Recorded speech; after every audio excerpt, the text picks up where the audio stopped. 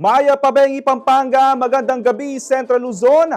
Ako si JM De Jesus at oras na para sa mga may init na balitang Central Luzon ngayong Huwebes, February 13. Pamumulitika sa paghihirap ng mga Pinoy, di naaayon sa Christian values ayon kay Cardinal David. Paghubog ng kamalayan sa lipunan, isinusulong ng ilang estudyante sa pamamagitan ng pelikula. Vince Dizon itinalaga bilang bago Department of Transportation Secretary. Kia Sonet, perfect Valentine's Day gift. At unexpected friendship, daga inalagaan ng Chihuahua.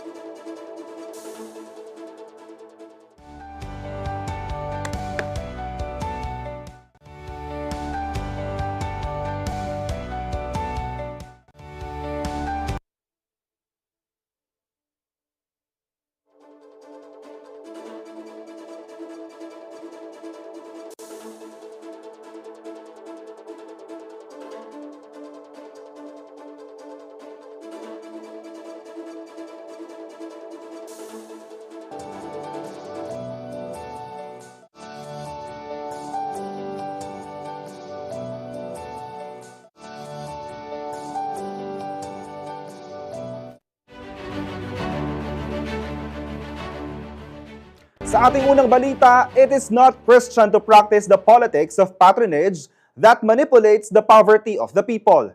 Ito ang naging pahayag ni Caloocan Bishop Pablo Virgilio Cardinal David ukol sa paggamit o pamumulitika ng ibang mga political candidates sa paghihirap at resiliency ng mga Pilipino upang kuhanin ang loob ng mga botante ngayong eleksyon.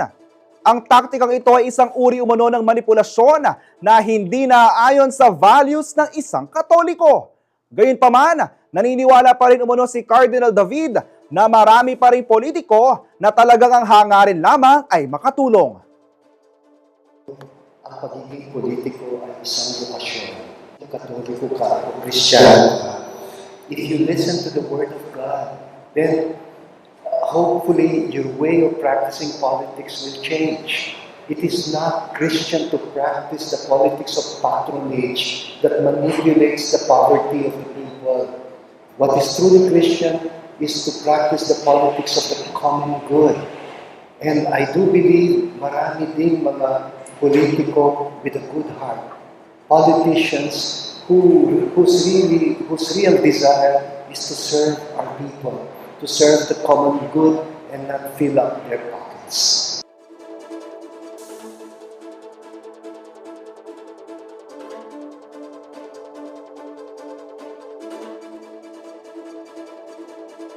Kinilala ang ikalawang Kapampangan Cardinal na si Pablo Virgilio Cardinal David bilang ikatlong individual na tumanggap ng Lumen Humanitatis Medal of Honor mula sa University of the Assumption.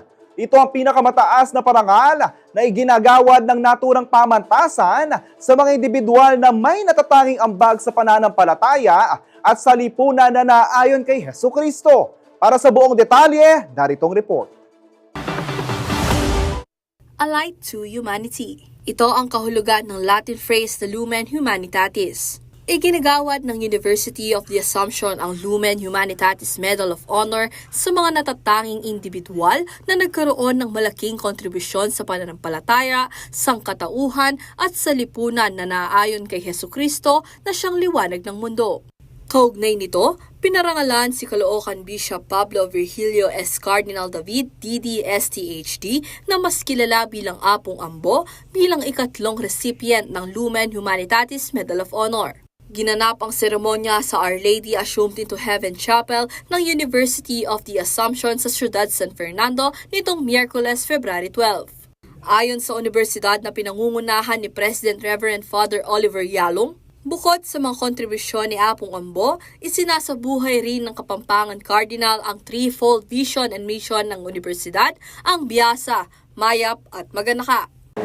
We are putting forward special people, good people, promoter of justice, promoter of dignity, human dignity, promoter of peace, always promoter of compassion, contributing to the betterment of society. Dagdag ni Father Yalong, si Apong Ambo ay isang inspirasyon hindi lamang para sa University of the Assumption, kundi pati na rin para sa lahat ng tao.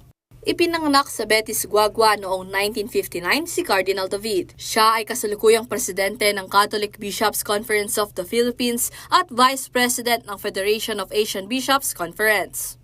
Disyembre ng nakaraang taon nang formal na maitalaga si Apong Ambo bilang isang ganap ng kardinal. Noon pa man, siya ay tinuturing ng towering figure sa simbahang Katolika at kinikilala bilang isang huwarang eskolar, isang boses para sa pagkakaisa at isang inspirasyon para sa mga susunod na henerasyon. Nakilala rin si Apong Ambo sa pagiging aktibo niya sa social issues sa komunidad at sa pagtatanggol sa mga karapatang pantao ng mga mahihirap.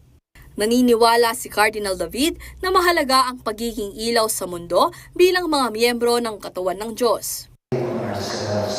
Minsan kasi sa simbahan, masyado lang tayo nakafocus sa ating church activities, church issues.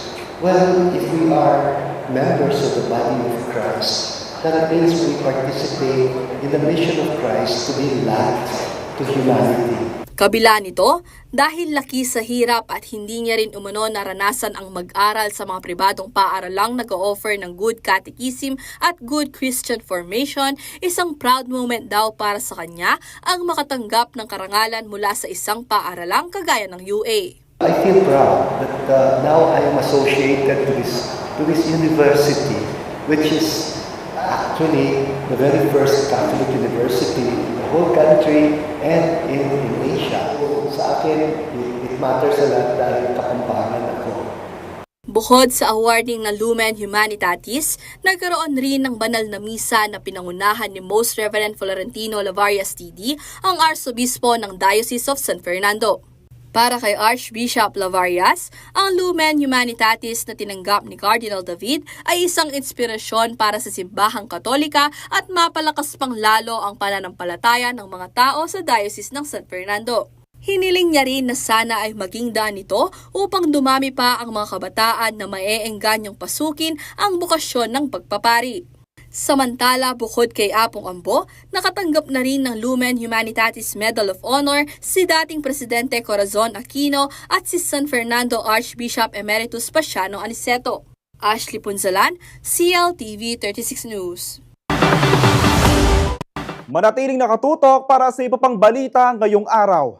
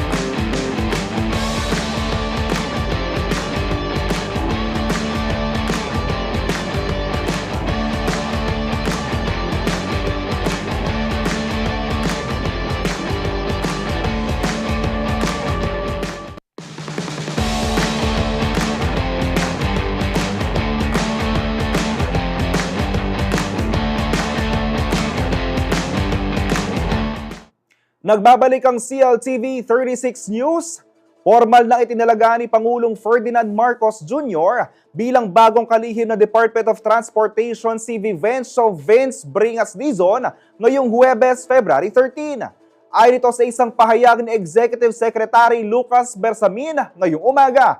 Papalitan ni Dizon simula sa February 21 si dating DOTR Secretary Jaime Bautista na nagretiro sa pwesto dahil sa kanyang kondisyong pangkalusugan. Si Dizon ay dating nagsilbi bilang President at Chief Executive Officer ng Bases Conversion and Development Authority o BCDA. Siya rin ang itinalaga ni dating Pangulong Rodrigo Duterte bilang COVID-19 testing czar noong pandemya. Sa kanyang pag-upo bilang bagong kalihim, pangangasiwaan ni Dizon ang iba't ibang infrastructure projects ng ahensya, kabilang ang Metro Manila Subway Project at ang North-South Commuter Railway System.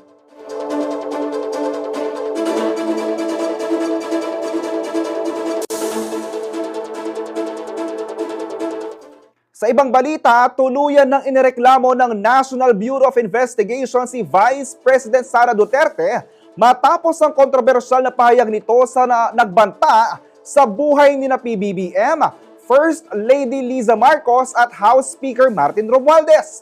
Dalawang kaso ay sinampalaban sa kanya. Para sa buong detalye, narito ang report ni Aisel Fernando.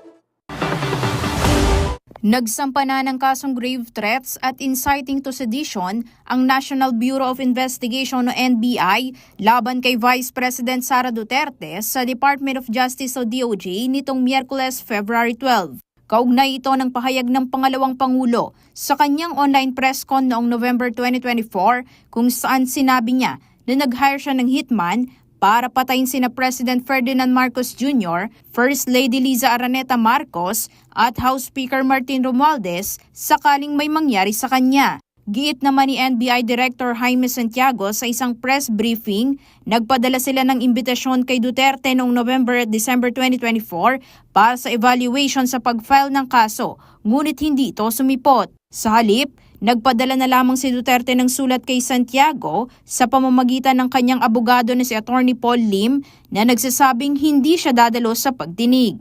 Mariin din niyang itinanggi ang mga akusasyon laban sa kanya. Dagdag pa niya, nasa DOJ prosecutor ng desisyon kung ipapatawag muna si Duterte o itutuloy na ang kaso sa korte. Nasa DOJ na ang bola ngayon. No? I-determine nila kung magkukonduct sila ng preliminary investigations at later i-file ang case sa court. No?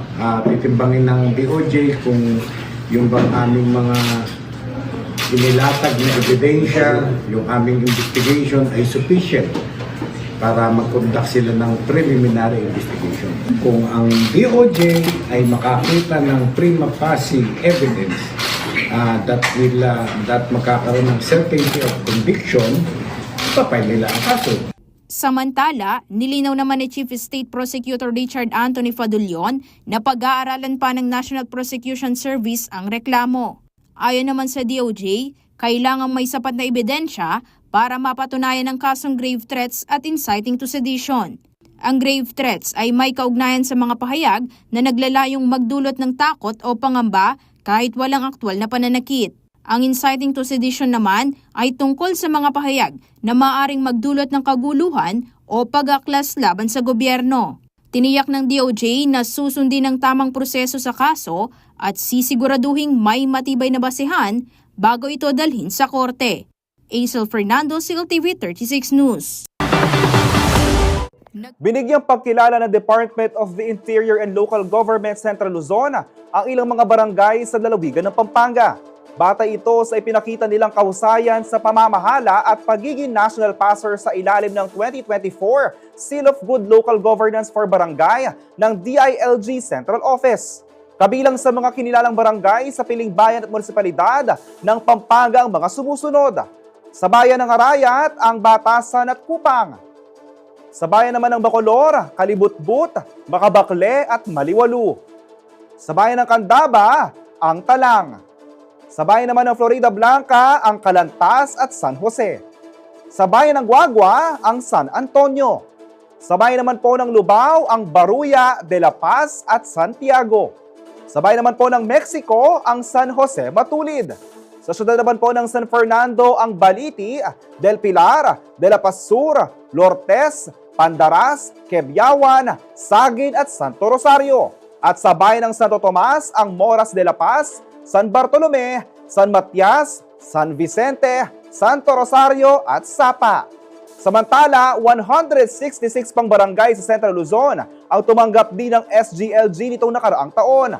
Ang Seal of Local Governance for Barangay ay isang performance assessment at recognition system na binuo upang kilalanin ang mga barangay na nagpamalas ng outstanding leadership sa iba't ibang governance areas.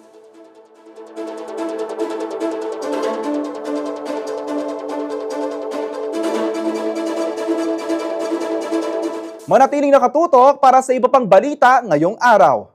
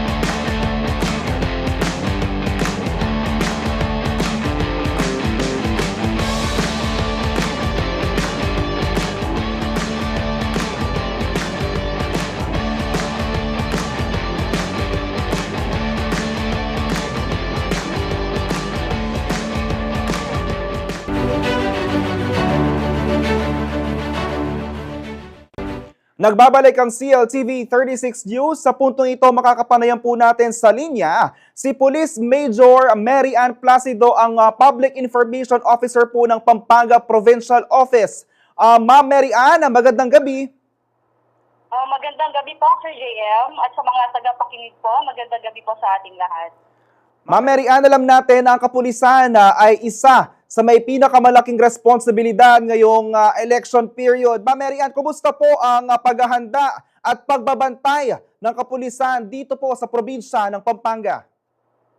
Sir GM, sa pamumuno po ng aming Provincial Director na si Police Colonel J.C. Maandal, upang matiyak po ang ligtas at maayos po ang 2025 national and local election po, ipinatutupad po ng Pampanga PPO ang mga sumusunod na hakbang. Una po, may nailatag po kaming Comelec checkpoints kung saan po nagsimula po ito noong Enero 12, 2025 na may kabuuang 21 Comelec checkpoint po sa buong lalawigan po ng Pampanga. At bago po yan, Sir GM, no? Bago po nagsimula ang Comelec checkpoints, naglagay na rin po ang Pampanga PPO ng 24/7 border control points sa 7 lugar po ng Pampanga.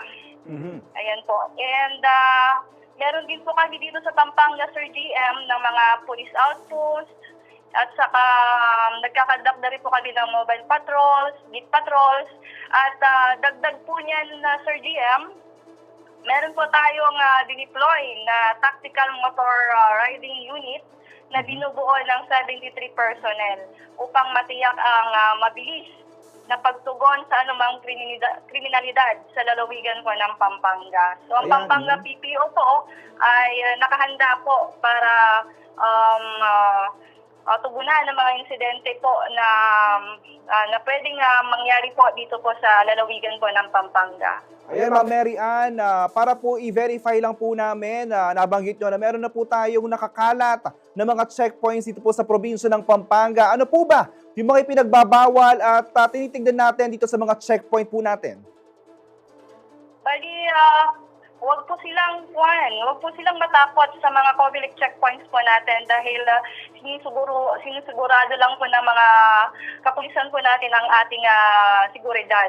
Kumbaga, mga bawal lang po dito, bawal po tayong magdala ng kahit na anumang kumbaga, baril, mga ganyan, mga lethal weapons, mga pinagbabawal po na gamit. At saka, kailangan po talaga, Sir DM, na maging cooperate lang po ang mga mamamayan po natin pag nakakadaan po sila dito po sa ating Comelec checkpoint. Yes, Ma'am Mary Ann, ito po ay nagsimula na din po ang ating kampanya para sa midterm elections 2025. Ito po ba patuloy din nating kumbaga babantayan din itong mga parties or mga kumbaga yung pagkakampanya ng ating mga kandidato sa iba't ibang lugar dito sa probinsya ng Pampanga? Yes po, Sir JM. Bali, ang probinsya po ng Pampanga, lalo na po dito po sa atin na maging pa lang po sa yung mga kandidato po natin, maging tapat po sila, maging halimbawa. And ang Pampanga PPO po nag-organize po ng isang inisyatibo na galing po sa aming regional director na kung tawagin ay TTT, Triple T, tagapamayapa ng tensyon team. So ito po yung nag-mediate po ng kung anumang tensyon na namamagitan po sa ating mga kandidato. Yes, Ma'am Mary Ann, isa pa po ang ating gun ban ngayong election period. Pero ito po ba ay binabantayan din natin yung ating mga kapulisan upang magamit ng maayos yung kanilang mga hawak na armas po sa pagbabantay sa ating mga mamamayan? Ay, opo, Sir GM. Kumbaga, may mga pulis po kami dyan na talagang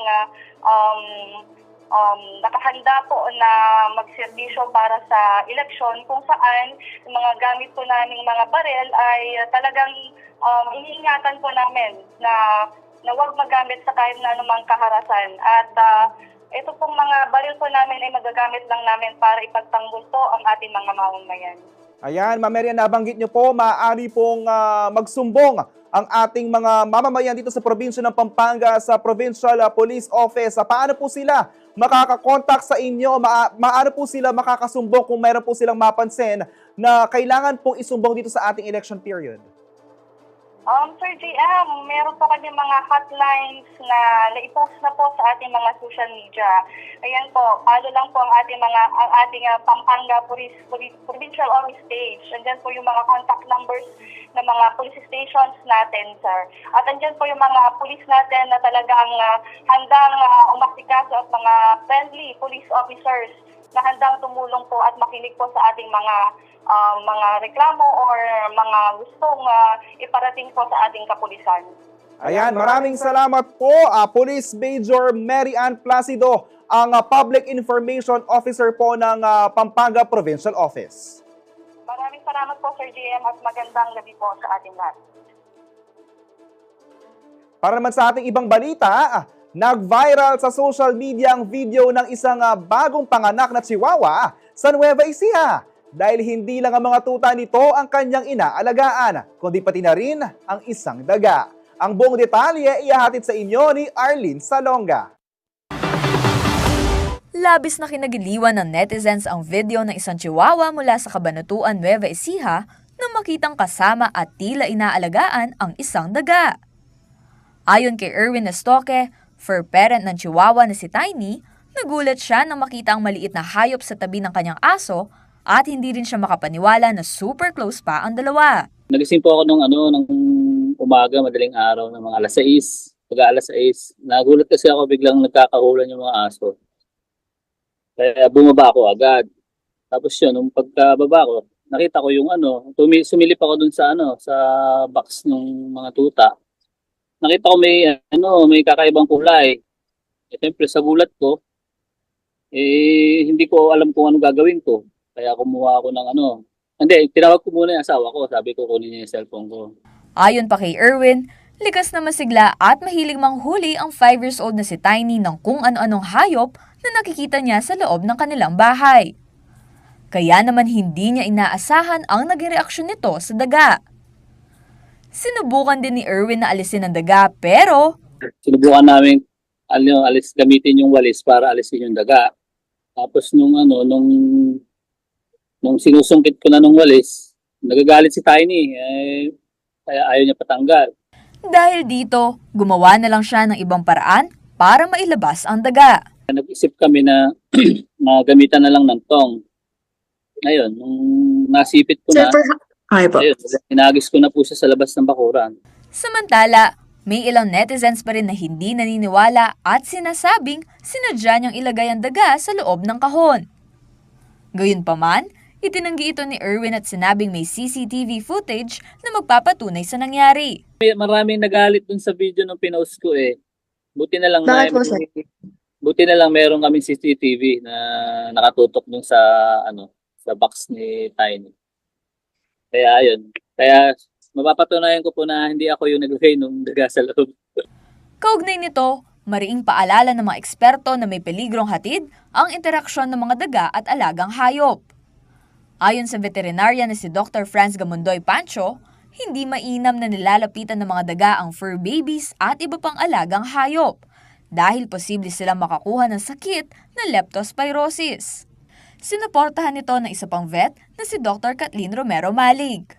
Anya, maaaring makuha ng aso o iba pang hayop ang naturang sakit sa pamamagitan ng direct o indirect contact sa daga. Kaya naman payo ng mga eksperto, tiyaking may bakuna ang mga alagang hayop laban sa leptospirosis. Huwag din hahayaang maglaro ang mga ito sa labas, lalo na tuwing tag-ulan o may baha. Ilayo rin daw ang pet sa mga daga o lason para sa mga daga. Kung nagpapakita na ng sintomas, agad daw silang dalhin sa pinakamalapit na veterinary clinic para mabigyan ng agarang lunas. Kasama si Nicole Reyes, Arlene Salonga, CLTV 36 News. Manatiling nakatutok para sa iba pang balita ngayong araw.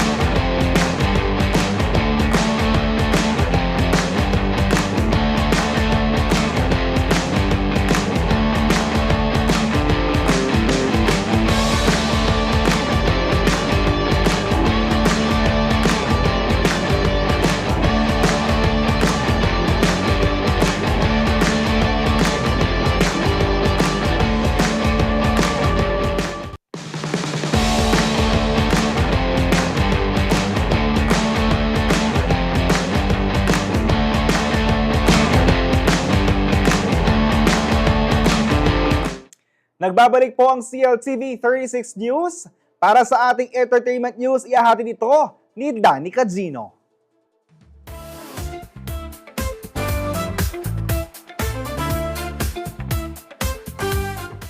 Ilang estudyante ng AB Communications sa Angeles City ang gumamit ng visual storytelling upang bigyang linaw ang mahalagang isyong panlipunan. Ang ilang detalye sa report ni Lizan Morton. First-year college pa lamang sa kursong Communication Arts ang aspiring film director na si John Paul Benas.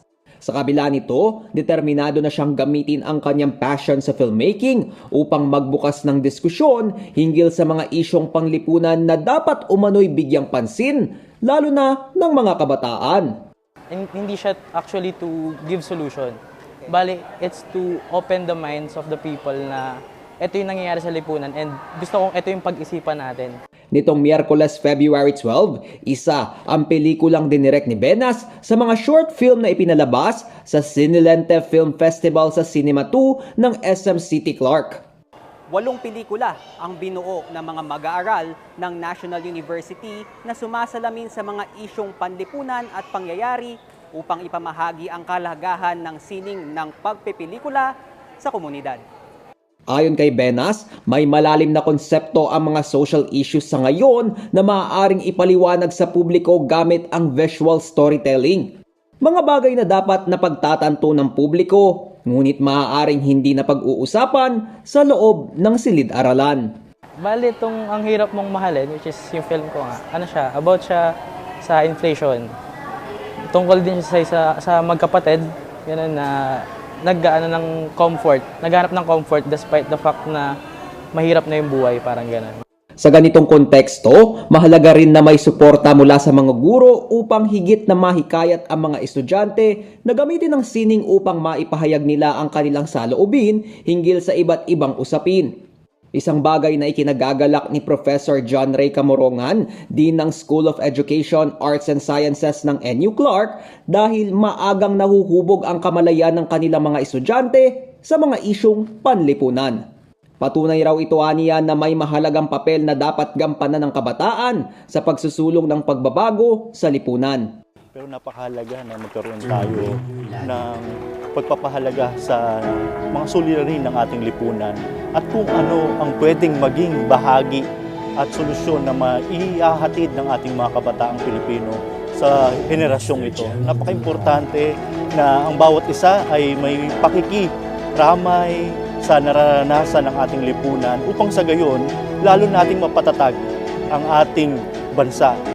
Ang film screening ay inorganisa ng second-year AB Communication students na siyang nagpasimula sa naturang aktibidad nitong nakaraang taon. Sila ang pioneer batch ng NU Clark para sa programang ito at napagpasyahan din nilang gawing yearly ang Short Film Fest. Ayon kay Rachel Lopez Maglalang, chair ng AB Communication Program, mahalagang gamitin ang filmmaking upang malinang ang kakayahan ng mga estudyante habang ginagampanan din nila ang tungkulin na magbigay kamalayan sa komunidad. With their ability on how to see kung ano yung ganap sa lipunan natin. Hindi lang for entertainment, but we also want them to expose and to be aware of what is really happening in the societies. And of course, bakit film po ang napili? Not only for them to showcase their talent, but also to enhance their creativity in storytelling. 2 araw ang itinagal ng film screening at tinatayang 800 katao ang bumili ng ticket ngayong taon sa halagang 150 pesos kada isa. Ang proceeds mula sa aktibidad ay mapupunta sa Corporate Social Responsibility Program ng AB Communication students, kabilang na ang isinagawa nilang outreach program noong nakaraang taon. Lizan Morton, CLTV 36 News. At yan ang entertainment news ngayong araw. Back to you, JM.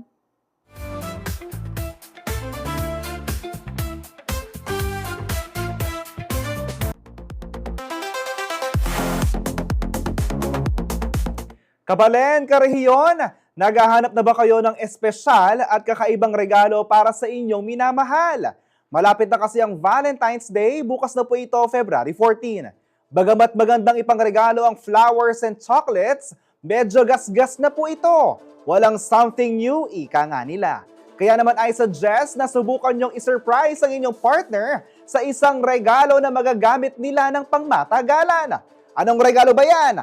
Walang iba kundi ang Kia Sonet, the perfect Valentine's gift for your loved ones. Siguradong matutuwa ang pagbibigyan nyo ng Kia Sonet dahil kilala ang sasakyan na ito sa pagkakaroon ng modern design, cutting-edge technology, advanced features at durable performance. Hindi lang po ito basta regalo, kundi tanda rin ito ng pangmatagalang pagmamahal at pagsasama sa bawat biyahe. Para sa mga nais bumili ng Kia Sonet at para makakuha ng karagdagang impormasyon, maaaring makipag-ugnayan sa Laos Group of Companies o tawagan ng 0918-854-2756 or 0918-854-2255. You may also visit their showroom at Kia Pampanga, located at Jose Abad Santos Avenue, City of San Fernando, Pampanga.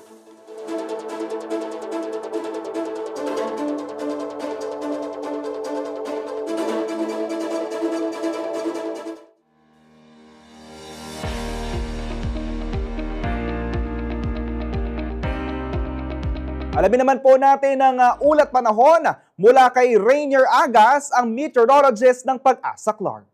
Magandang araw po sa ating lahat. Narito na po ang kalagayan ng ating panahon ngayong ika-13 ng Pebrero taong 2025. Shear line ang nakaka-apekto sa extreme northern Luzon at Intertropical Convergence Zone naman o ITCZ ang nakaka-apekto sa Mindanao. Asahan natin ang maulap na kalangitan na may kalat-kalat na mga pagulan at pagkulog-pagkidlat dito sa Batanes at Babuyan Islands dahil po yan sa shear line. Maulap na kalangitan na may kalat-kalat na pagulan at pagkulog-pagkidlat dito din sa Caraga, Davao Region, Camiguin, Misamis Oriental at Bukidnon dahil naman po yan sa ITCZ. At mga maulap na kalangitan na may kalat-kalat na pagulan at pagkulog-pagkidlat sa Visayas, Bicol Region at Romblon dahil naman po yan sa Easterlies. Pinapaalalahanan po ang ating mga kababayan sa mga nabanggit na lugar na mag-ingat po sa posibleng biglaang pagbaha at pagguho ng lupa dahil po yan sa katamtaman hanggang sa malakas na mga pagulan. Magandang araw po sa ating lahat. Narito na po ang kalagayan ng ating. At yan ang mga balitang nakalap ng CLTV 36 News. Para sa karagdagang detalye, maaari niyong i-follow ang aming social media pages. Sa Facebook at CLTV 36 Official at CLTV 36 News. Sa Twitter o X at CLTV 36. Instagram at CLTV 36 Official. Kung nais niyong balikan ang mga programa ng CLTV, pwede niyong bisitahin ang aming YouTube channel at CLTV 36 Official. At syempre ang aming website, www.cltv36.tv. Mapapanood din ang mga programa ng CLTV nationwide via Signal Channel 115 at sa ating 38 cable partners. Kasama ang buong pwersa ng CLTV 36 News and Current Affairs, ako si JM De Jesus, maraming salamat po.